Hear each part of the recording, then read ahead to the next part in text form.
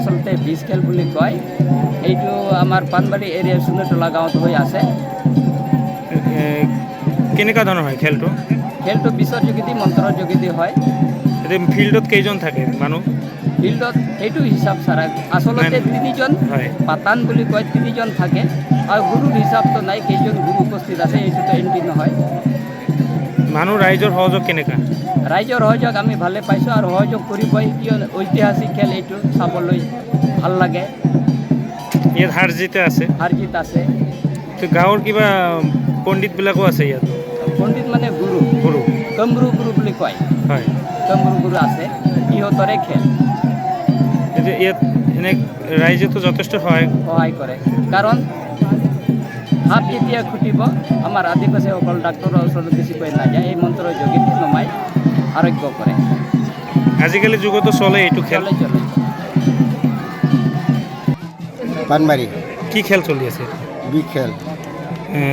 এই খেলখন বিষটো মই হাতত উঠাই দিওঁ আৰু উঠাই দিয়াৰ পিছত এই খেলখন আমি এক পাটি নমাই দিয়ে আৰু এক পাটি উঠাই দিয়ে। বিষখন এই হেৰি আপোনাৰ এই কি বুলি কোৱা হয়, আৰু উঠাই দিয়া মানে এইটো কম্পিটিশ্যন, কোনে কিমান লৈকে শিকিছে। বৰ্তমান ইয়াত 8টা আছে। এই যে বুটনিমাৰী, পাণবাৰী, কাপলাজৰা, বীৰগঞ্জ আৰু প্ৰাইজৰ ব্যৱস্থা আছে। এইটো প্ৰতি বছৰে হয় খেলটো? প্ৰতি বছৰে হয়। কি নাম? বিগ খেল। কেনেকৈ ৰাইজ কেনেকৈ আহিছে ইয়াত? ৰাইজ ভালেখিনি হয়, ভালেই হয়। এইবাৰ অলপ কম হৈছে আৰু বেছি হয়। বেছি হয়, প্ৰতি বছৰে পালন কৰে? হয়। কি মেছেজ দিব বিচাৰে এইটো খেলৰ যোগেদি? এই মেছেজটো আপোনাৰ এই খেলখনতে আমাৰ উন্নতিটো আমাৰ এই খেলৰ দ্বাৰাই যিটো সাপ বা বিষ শৰীৰৰ এই বিষটো নমাই দিব পাৰি, সাপৰ বিষ নমাই দিব পাৰি। হয়, মন্ত্ৰটো চলে।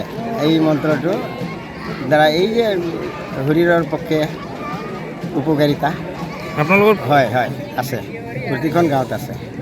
দেখিবলৈ পাইছোঁ নাই সকলোৱে, কিছুমানে শিক্ষা অৱস্থাত আছে, কিছুমানে মিডিয়াম আছে আৰু কিছুমানে মানে ছিনিয়ৰ জুনিয়ৰ এনেকেই আছে।